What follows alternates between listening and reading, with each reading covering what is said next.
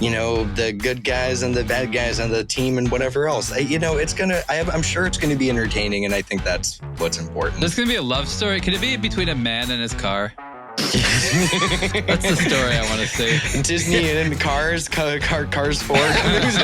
That's like movies we'd like to see. The F1 I love your race car.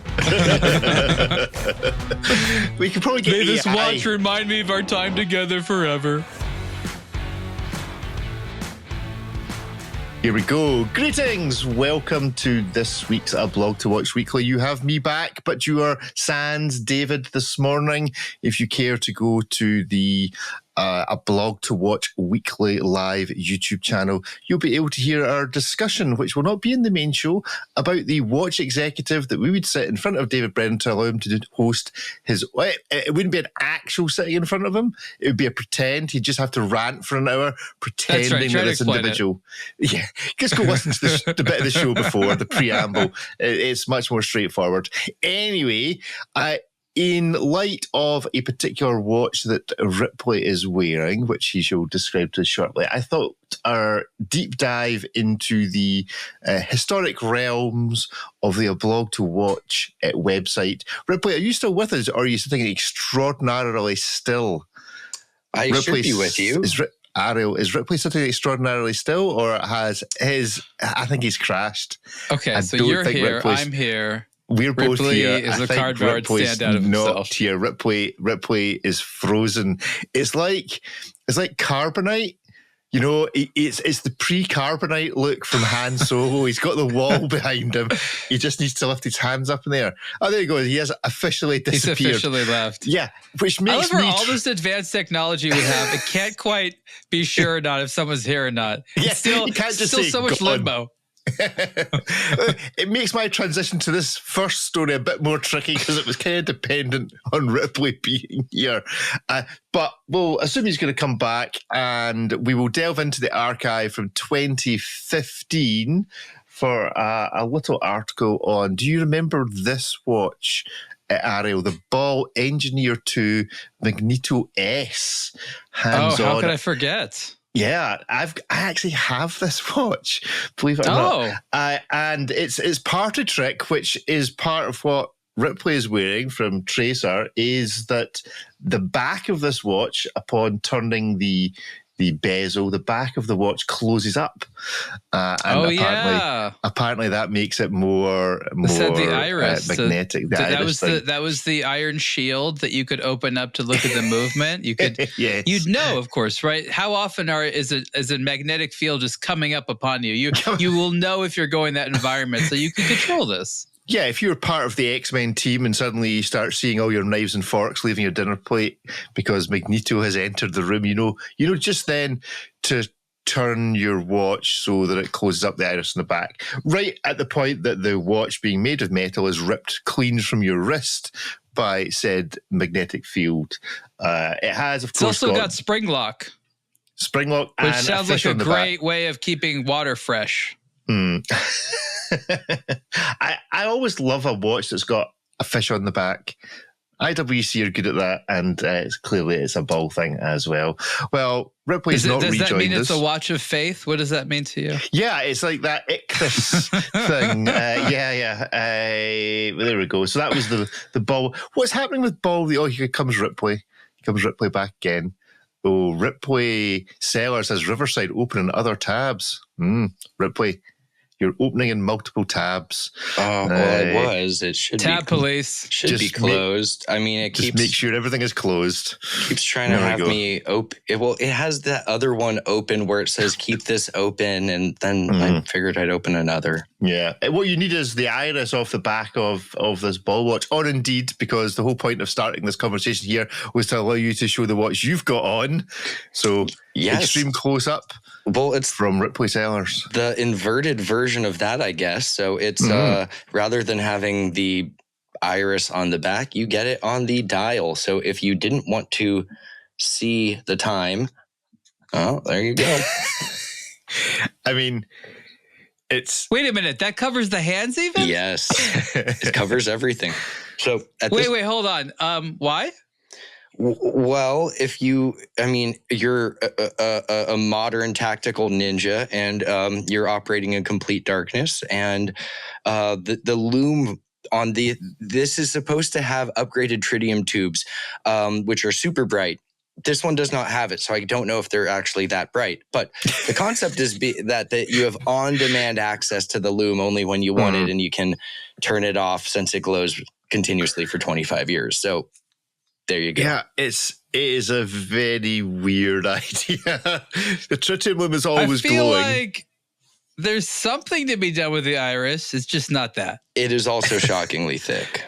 That's a big boy. How's the action? Is it a nice turning action? How's that feel? It feels nice, and Tracer says it's self-lubricating, the mechanism. So, there's that. What does that actually... Let's unpack that a minute. What can that possibly mean? I don't think it means I think it means it has no lubrication. No lubrication, exactly. Yeah. Don't think it's emitting a lubricant. Or what I would imagine is the material used for it is of the self-lubricate. Like, Delrin is probably a polymer that is self-lubricating. Like some exotic material designed to rub up against itself? I don't know how exotic it is. It's just a type of plastic. But yeah, it's a self-lubricating plastic, which means it, doesn't... I've never heard a G-Shock be self-lubricating, so I'm just saying. Well, they like the manual lubrication, and then they let the time setting be all automatically done. But I don't know. It is satisfying to turn. I don't know how practical it is, but it's not. I can tell you. You don't need to review that. It is not practical. It has no practical use whatsoever. No one has ever been kept awake. I know what it is. It's when you're trying to engage in self-discipline. I will not know what time it is. The time. I will live in the moment. This is like a tactical version of like a reverso. It's like, oh, no. We're at an event. It's not important for me to know what time it is. But that event was like the briefing with your commando or something. And you're just, no, I want to be respectful. Let's face it, in the world of Chives the Watch Butler, it's just giving Chives another job. It's a job creation scheme for Chives the Watch Butler. It's his job to open and close the iris on his master's watch.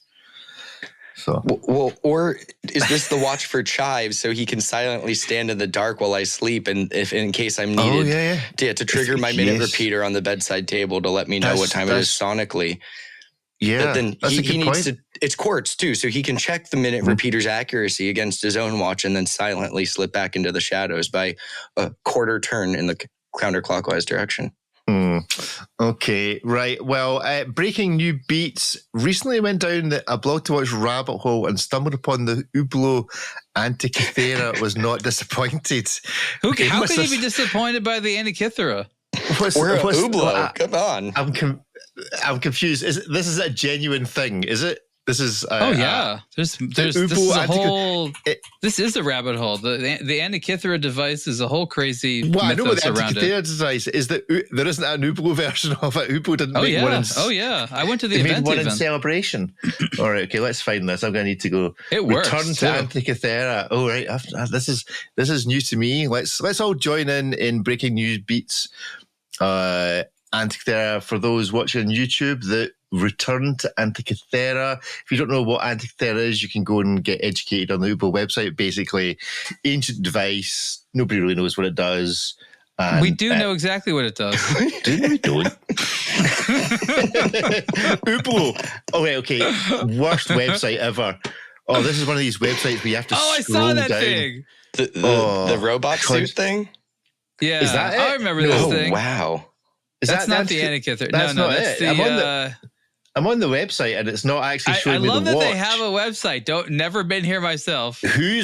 When was the last time someone was like, how long ago is this watch? None of these are the watch. These are. I remember all these. This inspired Invicta. This is what has laid the groundwork for the There it is. There we go. The Antikythera watch. When do you think the last time was that somebody visited the Hublot Antikythera microsite? It's still up. New beats. It certainly is. It's a cracking site. I mean, the Hublot CEO AI bot has more lore to read about. Yeah, there we go. Yeah, more research to do. That's quite a watch.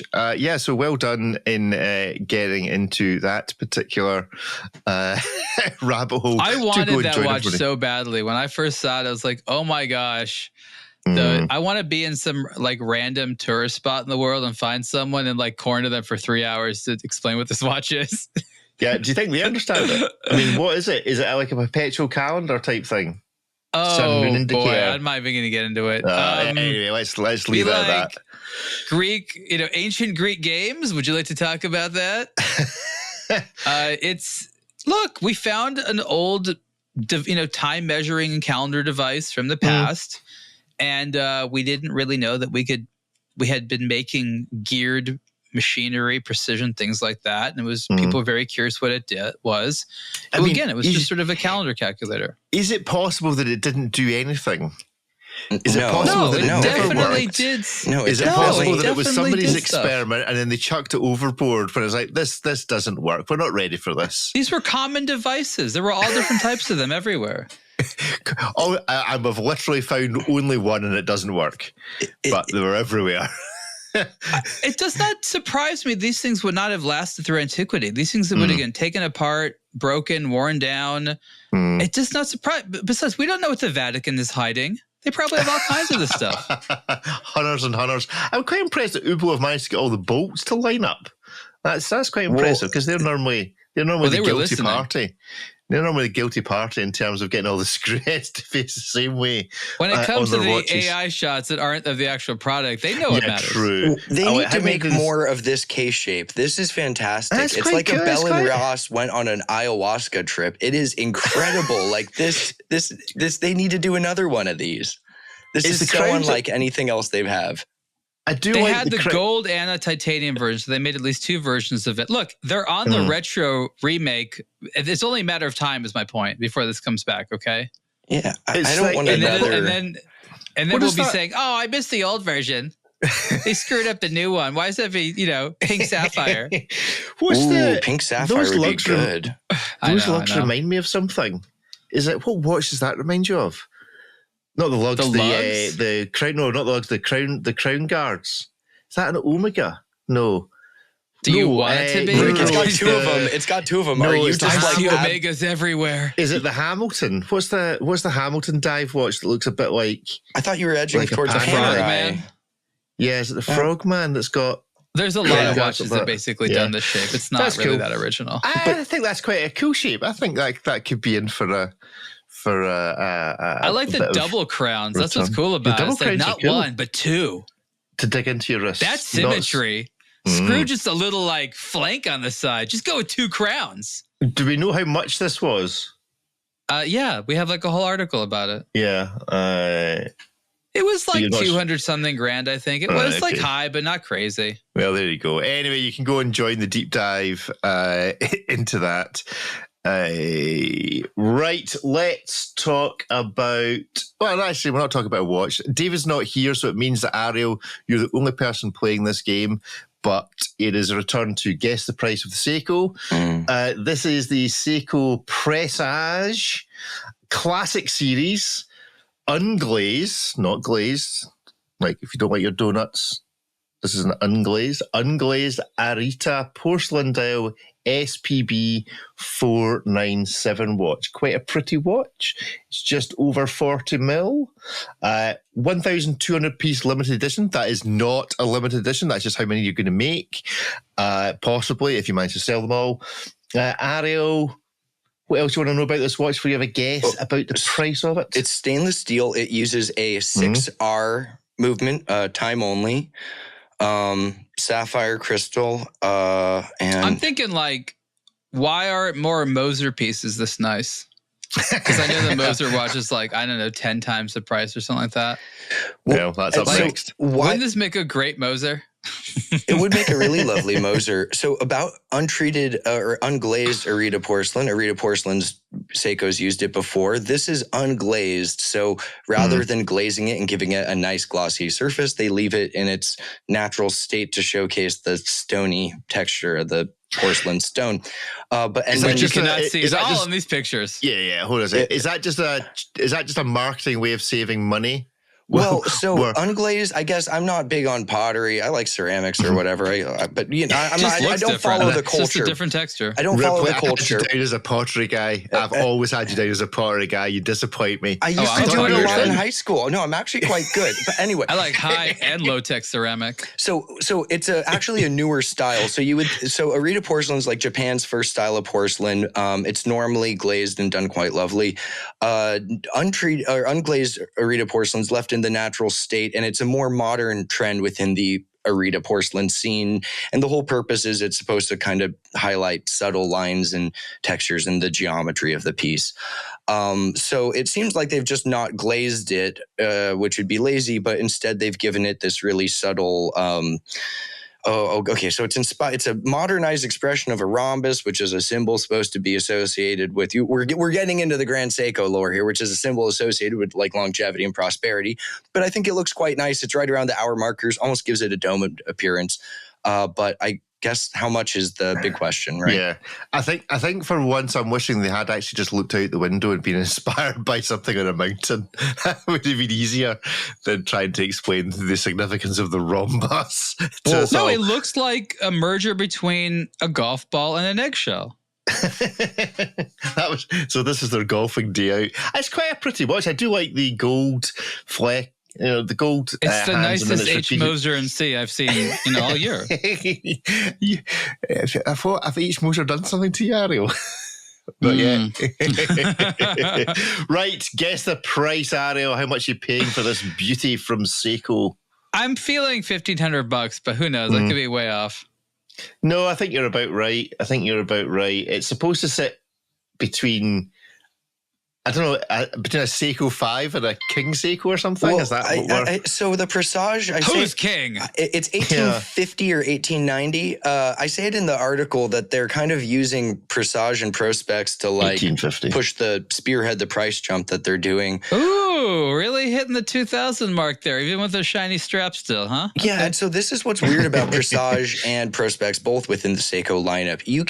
The cheap ones still exist. Like if you got a Seiko Presage cocktail time, it's still like under $500, like $450 or something for their standard ones. Same as like you can get a Turtle. It's like, $400, $500. They also make like a $2,000 Prospex all day long. And this is, I guess, the Presage version, a very expensive Presage, almost King Seiko money, almost entry-level Grand Seiko money, but it is a... How much more would you have to spend for it not to say automatic 3 days on the dial? Like another $500 or $1,000? Dear. Well, it is unglazed, so I guess if you went in there, you could kind of subtly remove a layer. I feel like it's going to be a long time again before we get to say the word unglazed in relation to a watch. You're just lapping it up, Ripley, every time you're unglazed. It's again, a pretty in the watch. Pictures, can't it's see a pretty that watch. At all. It's nice. Well, it's, again, a great Moser. Look at those hands. Let's just talk about Moser, shall we? Let's just move on then and talk about Moser. So we will. I want to talk about Urban Jürgensen. Oh, we'll get on to that. That's definitely. Let's actually, before we talk about Moser, let's talk about this. I'm curious from a marketing point of view as to, this is from Watch Pro. So the 1916 company, the Govberg name, one which we're all quite familiar with over the years, has now been retired and no longer appears in relation to any of the stores. It is now just a number. It has moved from being a name to being a number. Is this a good move, or does it remove a significant amount of personality? Didn't they change their name already to Govberg? Like, this is kind of getting to me a Chris Ward logo sort of deal, where it's like one, then the other, then another. Okay, it used to be Govberg's company. He took an investor. So they're like, wait a minute, there's a bunch of us. Why does it have your name on it? Then they did the Watchbox thing, and they're like, I don't know, that sounded cool for a while when they were trying to pretend they're a tech startup. And then the brands were like, you're doing too much funny business. They're like, do we sound serious again, Patek? We're called 1916 Company. What, Rolex, you okay with us? And here we are. Yeah. Are they just going to end up changing back again 10 years from now? I have goes, some... What is the 1916 Company? What do they make? Could be anything. I knew Danny Govberg when he was running the show. We had a lot of intense discussions. I had a lot of respect for what he did. We had some very clear disagreements about things over the years as he took in other people. The relationship changed. I think that company made a lot of decisions I don't agree with, and they eventually had to admit they were wrong. They're on their solo journey right now. They're not interested in media. They're interested in pretending like they make their own media. They have some good people there who are frustrated that they can't do the things they want. It's kind of a hectic environment to be within. I wish them well, but they're kind of they're in it for themselves. I think they had too many years fighting with the Swiss that now they want to basically fight with everybody. It's an interesting journey they've gone on, because they are one of the few companies that I suppose has dabbled in absolutely everything to do with watches. They have sold watches, they have bought watch companies, they have done their own media. The desire to own and acquire, to control. Look, in the watch industry, the basic business premise is this: the more of the supply chain you own, the more you can control costs, the more you can profit. And that's true if you're making watches. The problem is that between companies, it's less about control, the more about can you cooperate? But many people don't see it that way. They're like, oh, media is not cooperative. We'll buy it. Well, you buy it and you're not going to keep it as actual media. And that's really the problem. Yeah. So I think they've not really seen this as an ecosystem. It's fine. They're doing their thing. I think what they did with Deb and Toon was interesting. I think it was kind of transparent when they bought large quantities of watches like FP Journes and some other ones where they try to inflate the cost. Like, okay, you guys are buying up the market, you're hoarding, and then you're talking it up stories, and you're going to dole them out slowly. And you want it's market arbitrage. It's not really high ethics selling and representation of market demand. So they played more of these funny businesses over the years. But at their heart, they're retailers. I know they treat people well when you want to go there to buy a new watch. So I think they always should have just stuck to that, doing what they do best, being an in-person retailer. Hopefully they can expand upon that. So maybe that's where they're going, and I wish them well. Okay, moving on. I don't know if you guys discussed this while I was off, but the F1 movie is due out soon, and IWC obviously taking a big role in all the images you've seen IWC. So is Brad Pitt like their ambassador now? What's going on with Breitling? I'm very confused who he's dating. Yes, I think he did. He had to give up his Breitling shebang because of all the IWC stuff he was going to have to wear in this. But here is my question. The trailers I've seen, it's all still Rolex in the background because they filmed it 18 months ago. Yeah. I don't think IWC cares. No, I know IWC doesn't care, but do you think LVMH care that this could be? I mean, this movie's either going to be absolutely awful, it's just going to be like a 2.5 hour long advert, or it's going to be one of the greatest movies ever made in terms of action movies. It's going to be action? Well, were there car chases? Yeah, this is what I don't understand. How do you make this interesting? Cars going round and round in circles, and occasionally the one that doesn't start in first position wins. Well, this is going to be kind of a meeting of the worlds. So, I love F1, but it isn't the most exciting motor sport because there's not that much passing. There's just not that much passing. And then Netflix tries to sensationalize F1 with Drive to Survive. So this is going to be the meeting of those two worlds where it's they show you the racing, but they also it's going to be about whatever love story Brad Pitt is in, as well as the good guys and the bad guys and the team and whatever else. I'm sure it's going to be entertaining, and I think that's what's important. There's going to be a love story. Could it be between a man and his car? That's the story I want to see. Disney and Cars 4. That's like movies we'd like to see. The F1 I love your race car. We could probably get May this watch remind me of our time together forever. We probably get an AI to just go through the entire film and just turn it into a pastiche of the Disney movie Cars. Well, I am curious to see how prominent IWC is going to be in it, because I think no one can beat Karl F. Bucher in the John Wick films, where it's two dudes both wearing Karl F. Bucher watches fighting in front of not one but two Karl F. Bucher advertisements. That's epic. I can't imagine. We should not even try to top that. That's I want to say topless. That's topless. I mean, two Karl F. Buchers topless. IWC needs to up. Oh God, what was it? Wall Street 2? Mm-hmm. Was that the weird one they did? That was the weirdest integration. That was crazy.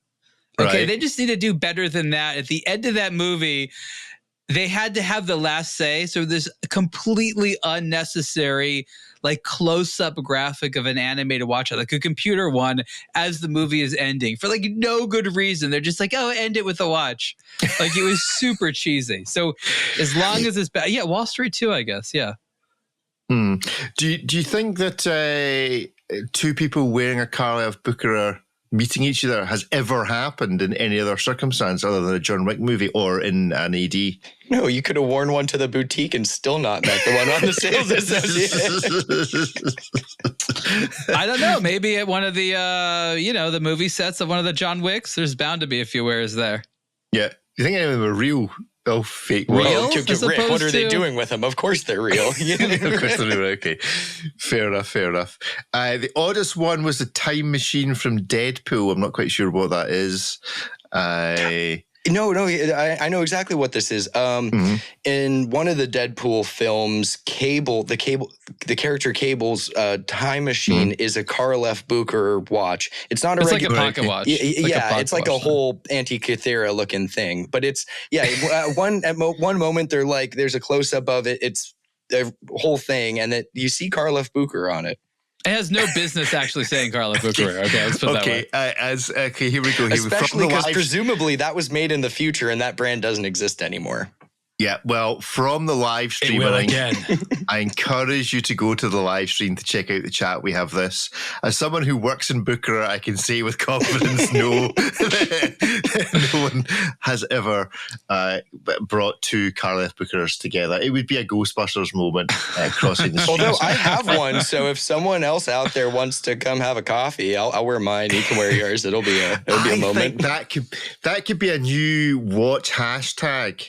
Is just where we managed to get Karl F. Bucher wearers together for coffee.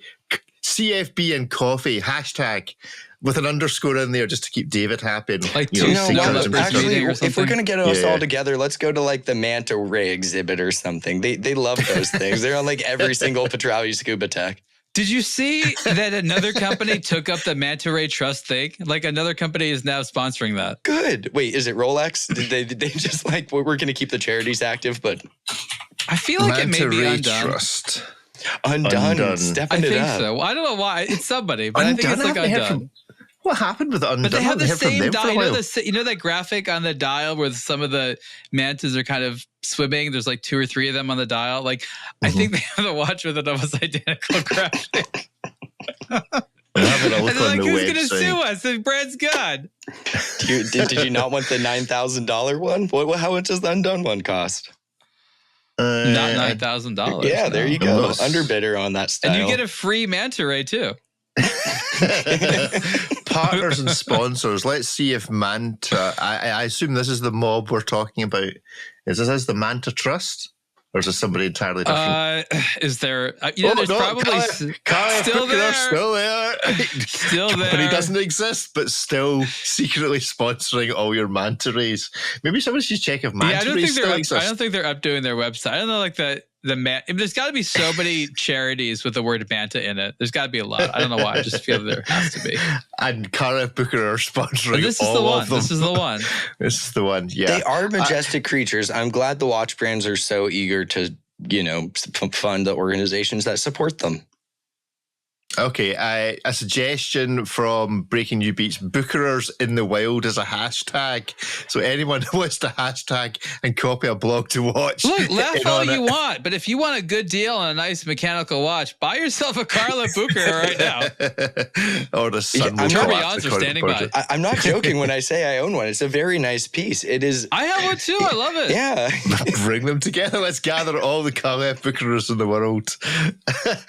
I'm also interested if anyone in the chat or that's listening can find the most obscure sponsorship that is still referenced on a website, despite the fact that it ended some considerable time ago. Please don't send people down that rabbit hole. Exists. That's a job for AI. Humans don't do that. Do anything else that would be more productive than that. Right. Well, let's look at how productive this is. We've been talking a little bit about Formula One. We've been talking a little bit about Moser. Let's bring both of those things together. Hands on the Moser Cie Streamliner Alpine Drivers Edition and Mechanics Edition watches trackside at Spanish Grand Prix. Is that genuinely the title of this time watch? is that watch saying? I think it's saying... Are those hands? No, that's not 8. That's going to be 12 minutes past 10, maybe? Are there a push?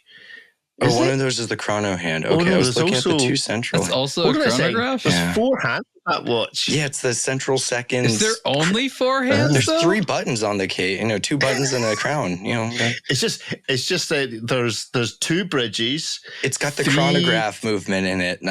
So it's so it's two bridges. 3 is that the pushers, rotor on the 4 dial hands. Who knows? That's like a fancy parallel. It can be simplified. Fancy parallel. It can be simplified because obviously this is a 2-piece collection. I mean, it is a pretty back watch. Yeah, that is the rotor. They've done it clear because like the movement in the other one, you don't see the rotor in the flyback. So it's I guess now they're showing the smartwatch way more. Smartwatch is cool. Smartwatch is very cool. The problem is you can't buy the smartwatch separately. You have to buy both of them together, as I understand it. Wait, you can actually buy the smartwatch? It comes as a set with the other one. It's a set, but you have to buy it as a set. I mean, that's uber cool. I really do like that. I'm not sure how much the set is. Whatever games they want to play, let them play it. Okay, as long as everyone understands these are games. Okay, these are salesmanship games. $70,000 for the pair. I just think that this is an argument that many, many more watch brands should be just making smartwatch versions of their famous case shapes. I want a panorized smartwatch. Just stick some module that you buy from somewhere in China into a Luminor case, give it 200 meters of water resistance. It's actually that easy. It really is. It is.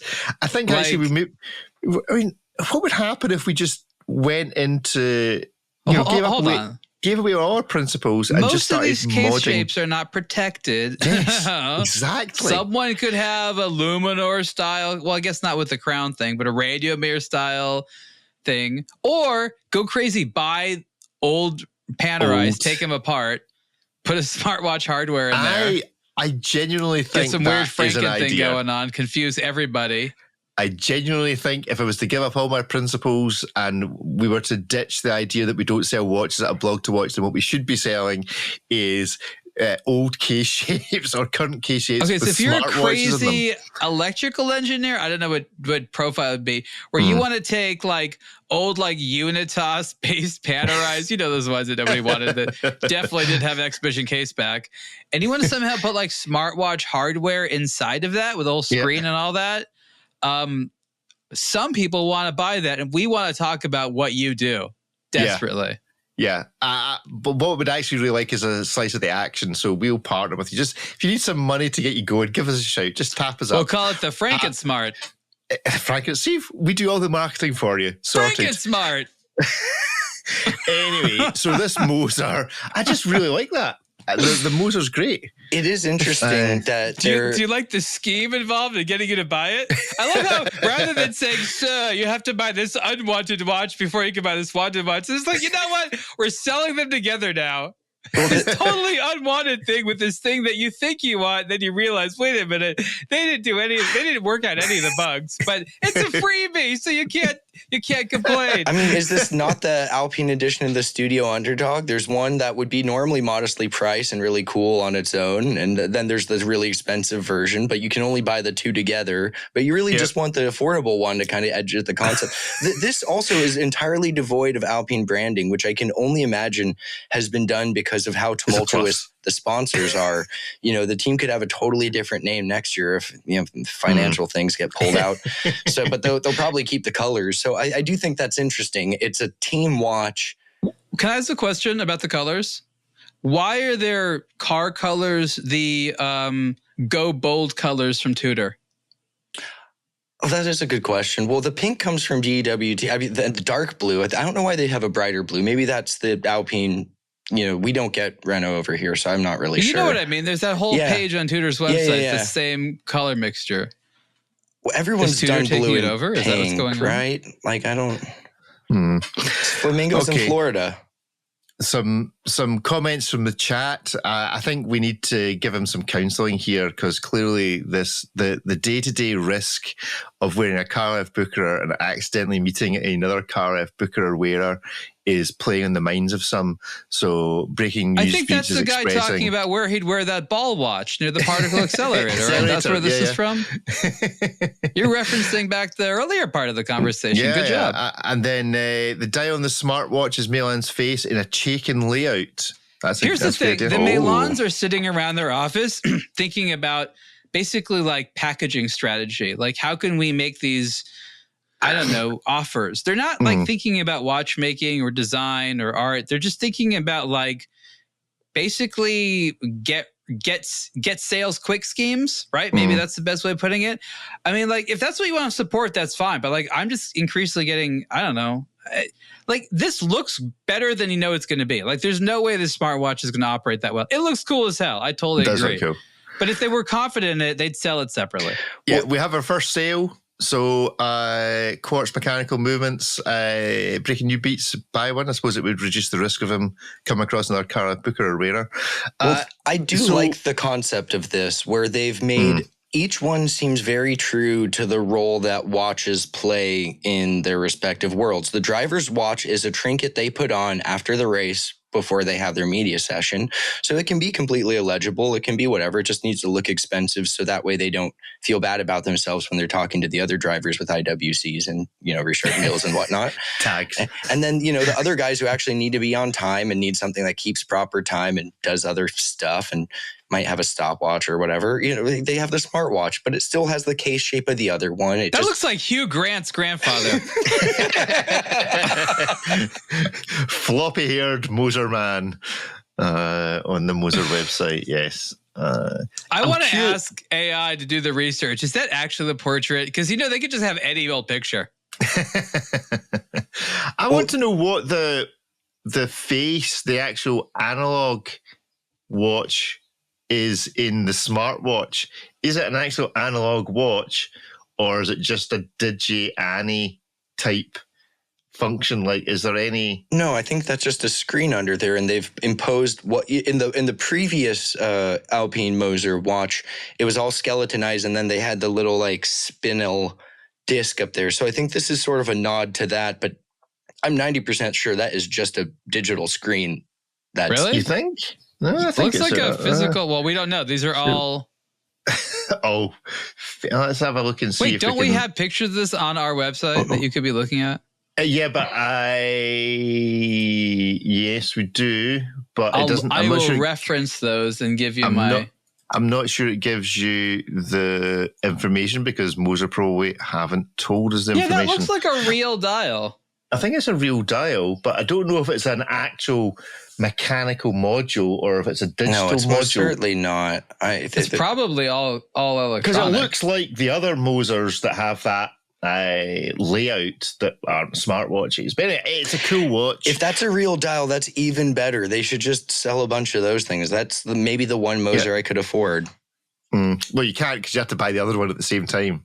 And What's who knows the what resale? the balance is? The resale on the other one's absolutely not going to be there. Yeah. All right. Right. That's enough of that from Moser. Ariel, you wanted to talk about the rejuvenation of this particular mob, Urban Jürgensen. And this is the UJ3 Perpetual Calendar Moon Phase, although other new Urban Jürgensens do now appear. Give us the Well, there's story. 3 watches. There's the of UJ1, Urban the 2, and the 3.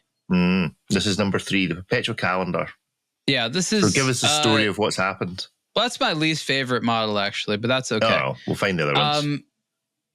So Urban Jürgensen is not a new brand. This is one of several revivals. The brand is purchased by a very wealthy family that does not own any other watch brands. I would liken the situation to be similar to the formation of Parmigiani, where the Sandoz family basically becomes a patron of Michel Parmigiani to have him make a brand and do lovely stuff, not really too concerned about sales in the beginning and things like that. Just do what you want to do and make nice stuff. This family has essentially empowered Kari Voutilainen to do that, who for 20-something years has worked with some previous iterations of the Urban Jürgensen brand to make a lot of their stuff. A lot of his own design language for the Kari Voutilainen watches came from Urban Jürgensen, which he adopted into sort of his style. So there's sort of a lot of synergy there. And they're, going to be sort of a low production, high craftsmanship brand focused on, service and nice stuff and elegance. These watches are kind of positioned, I don't know, somewhere between maybe a FP Journe and a Breguet in terms of sort of the overall theme.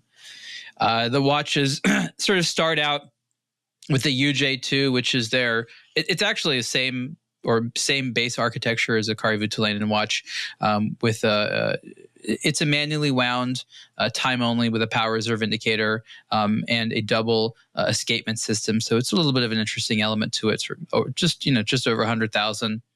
The most expensive is the UJ1, which is a pretty fancy mechanism. It's a tourbillon on the back mixed with a ticking second remontoire as a constant force escapement.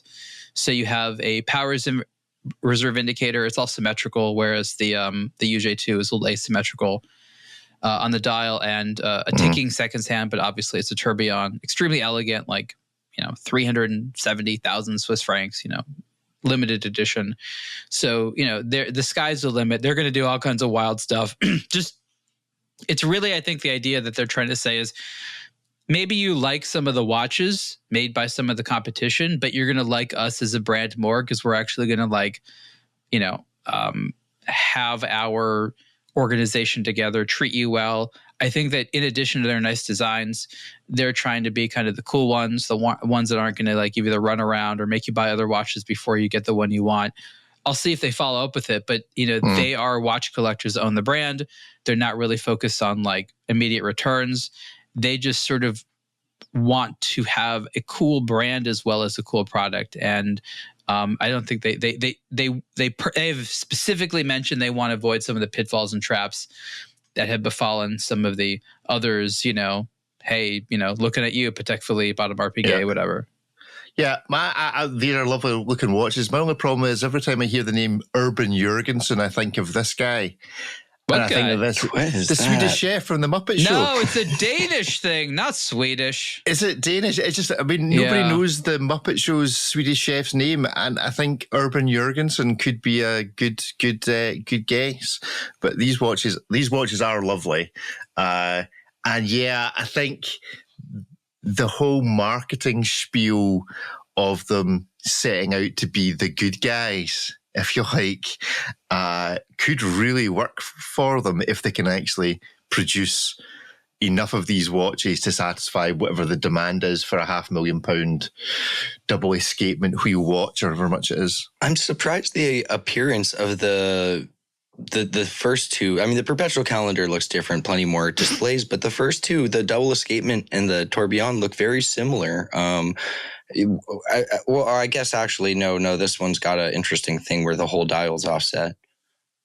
Yeah, this one's thinner. The tourbillon's thicker. In person, it would be a lot more difficult to confuse them. But again, the tourbillon is super limited, and basically more three times the price, or more than three times the price. So it's you're not going to confuse these watches in the same room. What is the price point of the two? For the entry level. Oh, he just skipped it. I just skipped it. We'll go back again. Let's quickly scroll down. Hopefully, I'm not giving you Come on, website. No, come on, keep Where going. It is 105,000. So that's a clear statement. Categorically, this brand's going to be a six-figure brand. If this was the least expensive, and they told me that obviously they have a lot of future models in mind. They said to me, and I don't know, they might change their mind, that they're not going to go lower than this model. Price point wise. Right, okay. And the perpetual calendar is how much? Not too much more. It's like 160 something. The perpetual calendar does fail on my judgment of perpetual. 170 is not bad. How can you possibly say? How can I be sitting here saying £168,000 for a watch? Oh, that's not bad. That's a ridiculous amount of money for a watch. I don't like if you're going to have a perpetual calendar and you're going to use Windows for it all. Don't go all dialy for one section of it. That's what ruins that for me, in all honesty. But I'm not about to spend 160. That would have made it even thicker. Yeah, true. It is a bit of a beast thickness wise. I seem to recall. I don't know if there's any. It's pretty. I like that they all have the gold movements. It's not the only watches that do that now. I think FP Journe popularized that in modern movements, but it is nice to see those gold bridges in architecture. It's classy. It really is. And it's also a statement of, that the inside and the outside are what you're buying. This isn't like we've wrapped up a standard fair movement in a very nice gold case. This is a statement of, we even crafted the movement of gold. That was what Bergeron did. I think it was smart for Sylvain to use gold for as much as possible on that watch. People love gold. What can you say? Well, I mean, the whole thing becomes precious at that point. It's even the spent little bridges if you ever damage it that bad or something. So I'll tell you something interesting, and it's sort of a new topic, but also related to this, and it goes with what the people, the Rosenfields, that is the family that owned Urban Jürgensen along with Kari Voutilainen. They said that we know one of the things people like about independence is that they can contact the person that makes the watches. And this is true with little brands that cost just a few $100s, where you can go to a watch fair in London or a city in the United States or wherever and meet the proprietor, the designer, or these high-end brands. But there's something about being able to approach the person in charge, whether it's the watchmaker, the owner of the brand, or the designer, or something like that, that really appeals to a lot of collectors. Now, maybe I take it for granted because I've just known these people, and it's not super high on my list. I'm mostly product focused. But what are you guys' thoughts on why this is so suddenly important to people? The access to the man or woman responsible for the enterprise. I think it's reflective of the earlier conversation about Govberg. And I think it's the same sort of thing. I think them taking their name off of that makes you feel further away from it. And I think the fact that even though it's not the maker's name on this dial in terms of Urban Jürgensen. You mean you can't hug the number 1916? Yeah, I know. The problem is there's only so much Kari Voutilainen to go around. So, and the problem with watch brands is they tend to just want to grow and grow and grow, or diversify and diversify and diversify, produce more ranges, and eventually they become a victim of their own success. The question is, and maybe the ownership structure of this will manage it, is that they can keep their ambition to take over the watch world in check enough to just keep the brand ticking along, making some money. They're all having fun doing it, and that's it. They can just draw a line under it, rather than, take Chris Ward or something like that's probably a reasonable example of them just going further and further. And what you see in Oris and other brands, I know they're completely different from what Urban Jürgensen are trying to do, but it just gets the creep of it becoming more and more expensive and less personal. And I think they've identified that if they can include the personality in their brand and in their marketing, then these will sell like hotcakes, because people want the experience. People want to feel close to the man or the woman. Why though? I mean, again, I honestly can't relate. People do, and I'm not saying they shouldn't, but me personally, I just want cool stuff. I think it's two things. I think for on the really high level, people like to fancy that they're buying a Picasso from Picasso. Well, Picasso's still alive, you know. And that this person's a genius. They're doing a great thing here, and I have this relationship. I think some of it edges at the notion that this is all unnecessary. You know, we could all just have a G-Shock and be totally fine as far as knowing what time it was. And so when you're buying, whether it's an $800 micro brand or a $350,000 Urban Jürgensen, I think, people want to be able to justify that purchase to themselves and potentially others, to say why they like it other than it's just a nice thing where, and then this is how you get into like Guy's brand with D-Trash. It's a cool watch and it, helps the planet or whatever. And when you get to this high level, and I met the guy, really nice guy. No, he's an absolute artist. And, I spoke to the people who ran it. They're good people, treat their clients right. It's not this faceless monolith. If you just bought it because you like it and you could, and it was expensive and you had access to the Stearns or whatever, I think it makes it a little bit more of a personal purchase. And I think people like having that, whether it's 800 or 800,000. Yeah. I think we introduced a new unit of time. And then, so we've got the millisecond. I think we introduced Voutilainen time. And that is what? That is the measure of the length of time that someone that buys an Urban Jürgensen mentions that Kari Voutilainen was involved with it. And that it's probably less than a second.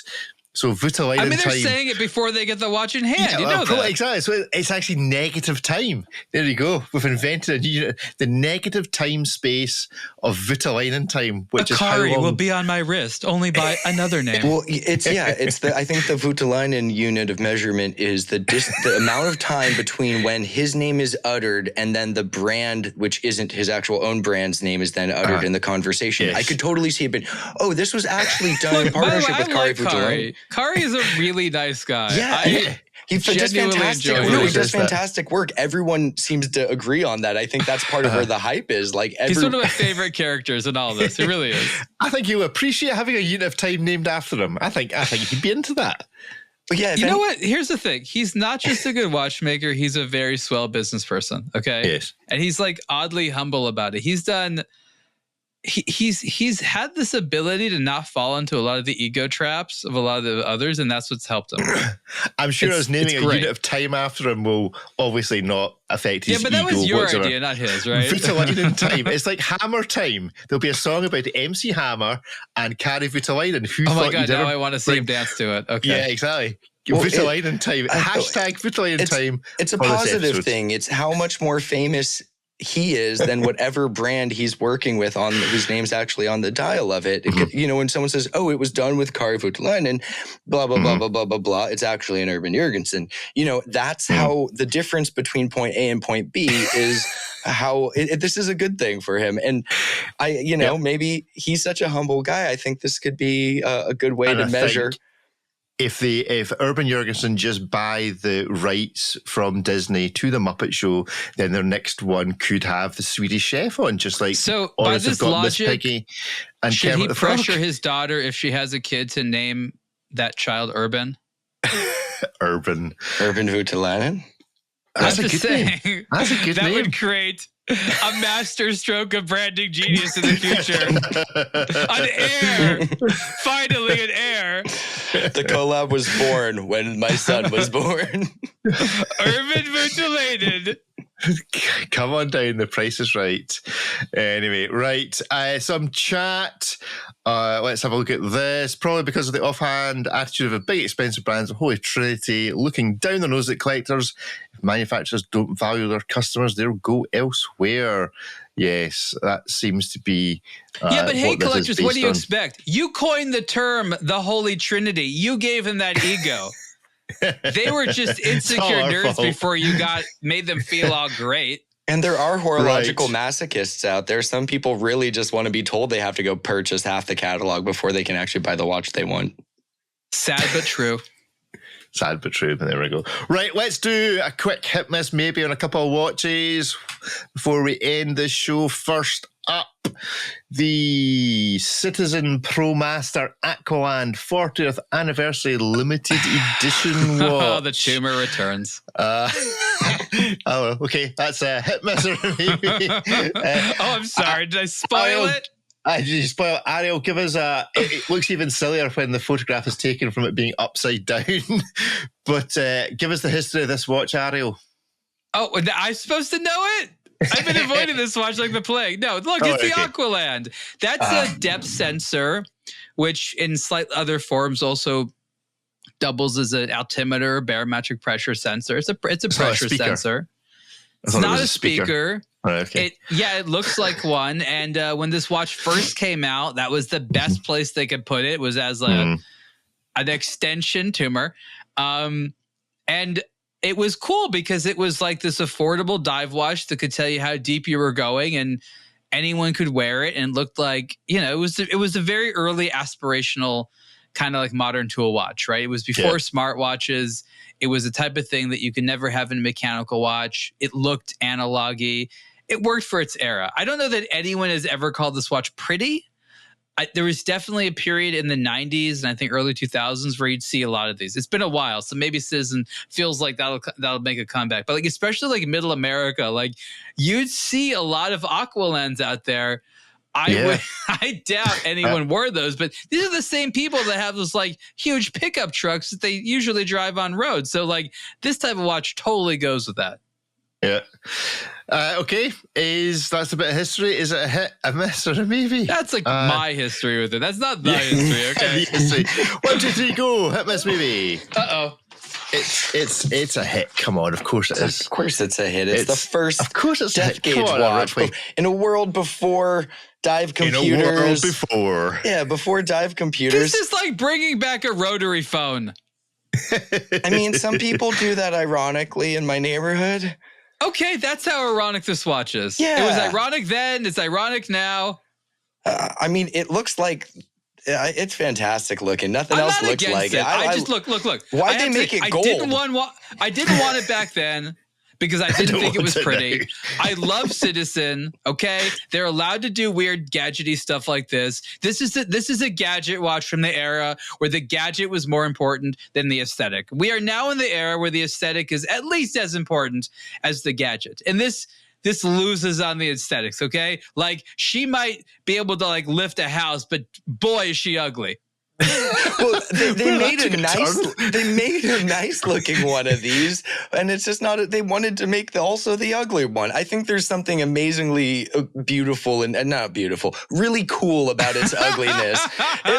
Okay, you can't call it beautiful. It is properly ugly, but it's cool looking. Why they decided to do the accents on it gold? I don't think it needed that. I really like the full lume dial one of these with kind of like the dark gray case, but it's all yours, Ripley.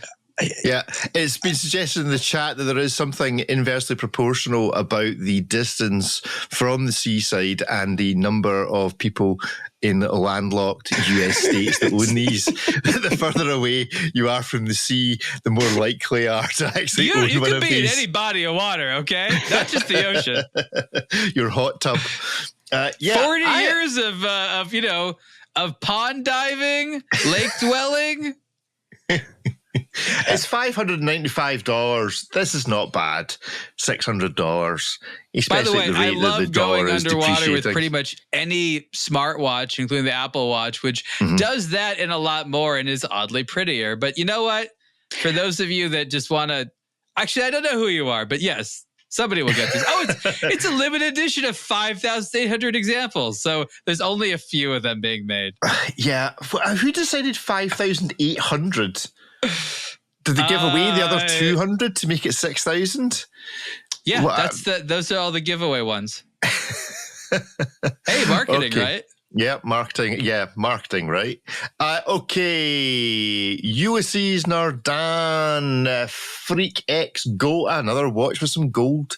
This time, gold enamel watch. I'm not quite sure why it justifies square brackets, but Ulysse Nardin. They really Freak like those recently. X. Is that right? Is this the diver thing? Air. Yeah, they really like the brackets right now. They're loving the brackets. Somebody's clearly got caps lock stuck or something on the Ulysse Nardin marketing team.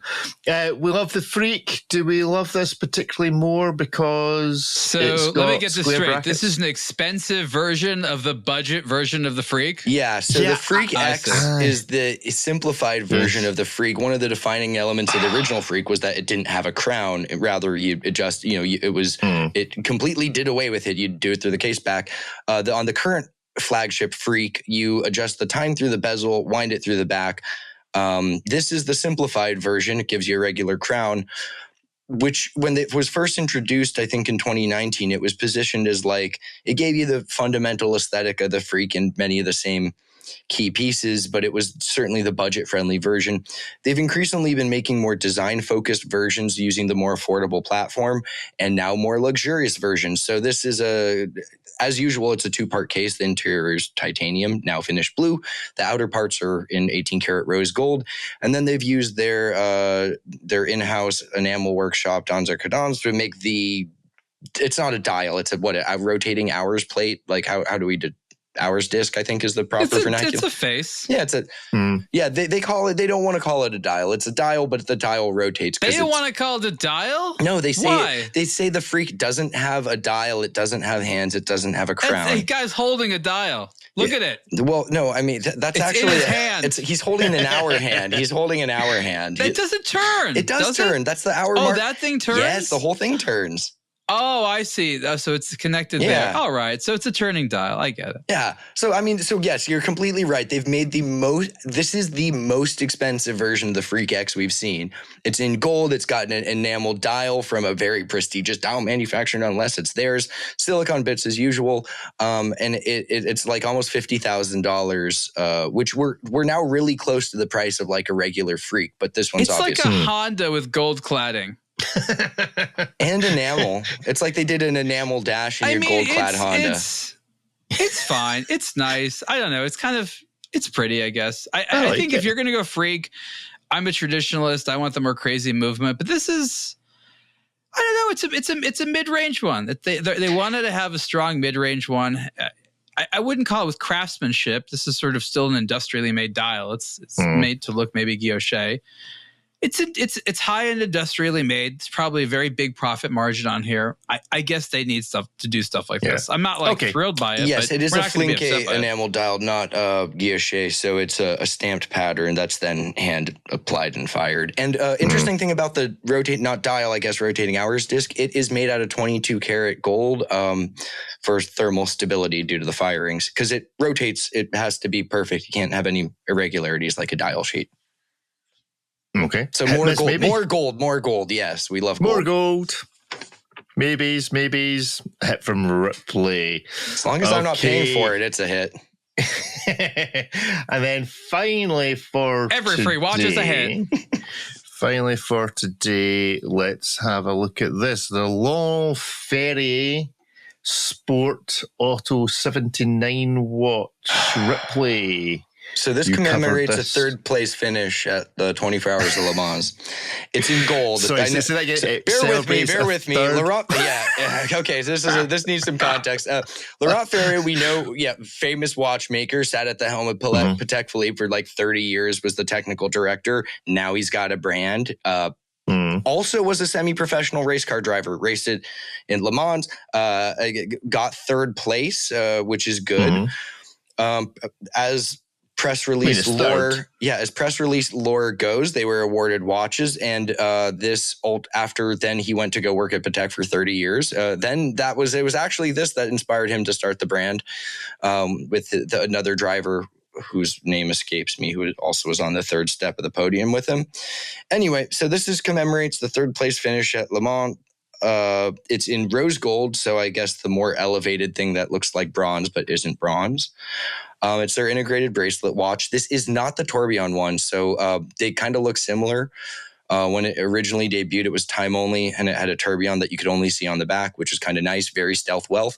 This is the time and date version, still a micro rotor movement, very nice, but wildly less complicated and expensive compared to the tourbillon. And it's in solid gold with a matching gold bracelet. So while the original one was very stealth wealth, this is conspicuous consumption at its finest within the sport category. But yeah, it's a third place finish that it celebrates Laurent Ferrier's third place finish, and it's $85,000. Rick, are you speechless? Did we?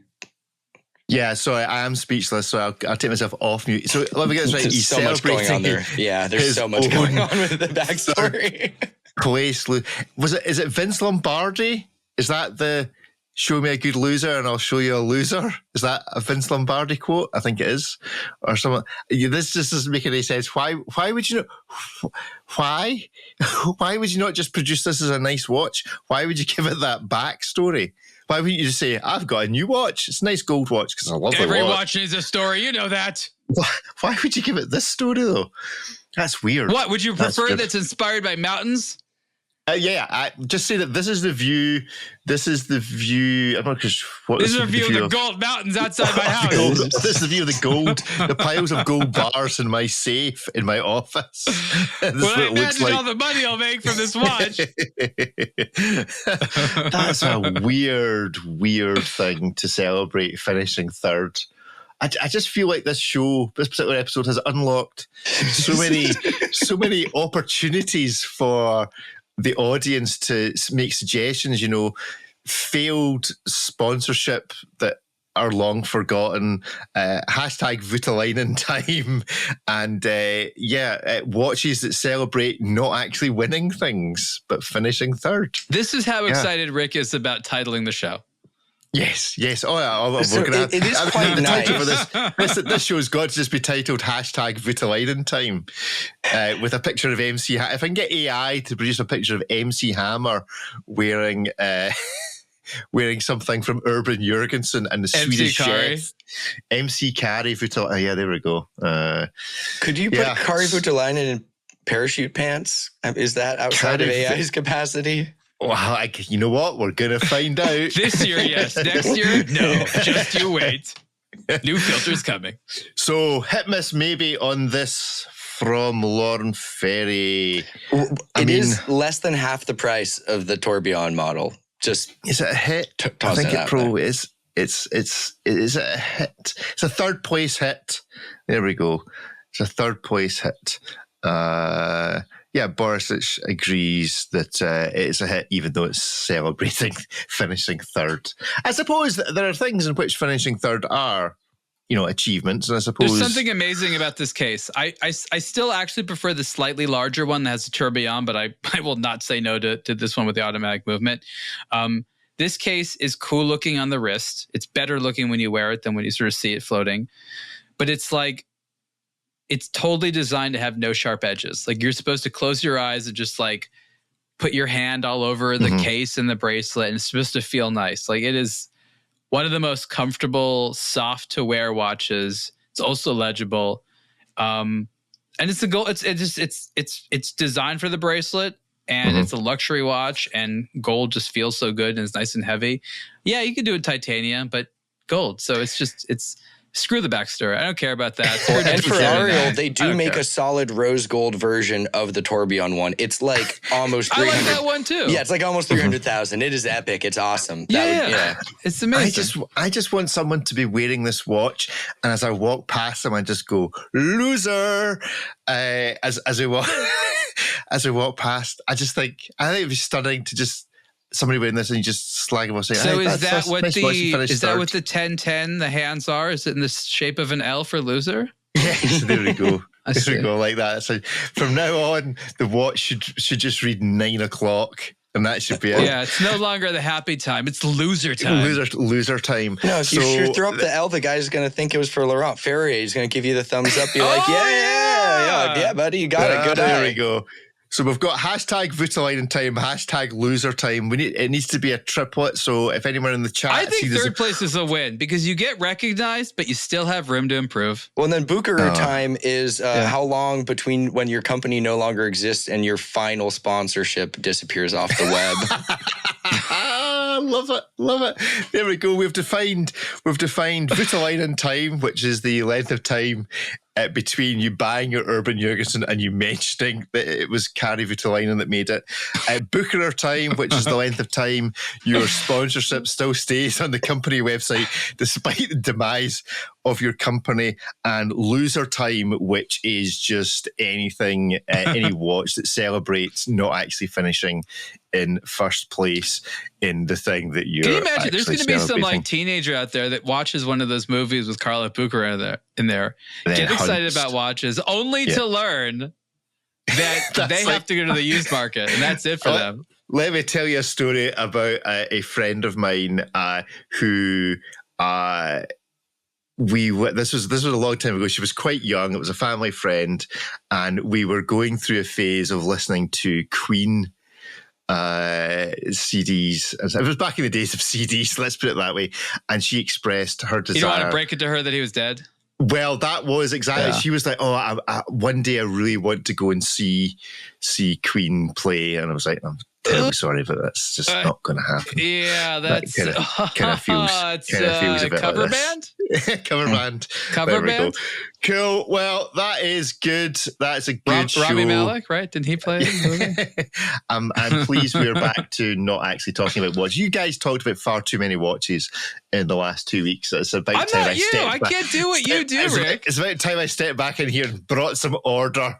You have the MC brought powers, some order by coming up with new units of measurement for time. Yes, it's what we do around here. It is our gift. Now we just need a complication that can track these 3 units. Well, I think the complication has to be related somehow to the watch you're wearing and that opening iris thing. Why isn't that? No, we can use this as the foundation for the Hublot Antikythera 2. Oh, well, no, actually, after last week's show when you spoke about, I've not listened to the interview yet, Ariel, I don't know if it's actually out yet, but the COSC, the plus or minus 1 year. So hashtag COSC time, plus or minus 1 year, that'll do. I thought that was very funny that they didn't actually know when they were going to introduce their new standards. Could be a year from now. Who knows? Anyway, right. Thank you all very much. And we're always happy to have title suggestions for the week's show in the chat. So by all means, get on to a Blog to Watch Weekly Live and get your suggestions in. You've got like a day or two between now and me actually deciding what the title is to get your suggestions in. And obviously, I'm not going to play it because there's not time for our WhatsApp number. I'm sure you've all memorized it by now, but you can check the show notes for that. Or you can email podcasts@ablogtowatch.com for any show suggestions or anything else. But you've given into the ease of the email address. No, I can't remember. I've got it in front of me and I still can't remember it. Anyway, right, that's us for the main show. Go to the live channel if you want to tune in for some added extra time with a Blog to Watch Weekly Live. But from the main show, that's it for this week. I think we might be talking about Ripley's hat in the extended section, so you can come and listen to that. So, but the main show, that's it from us. Goodbye. Bye-bye. Everyone. Bye.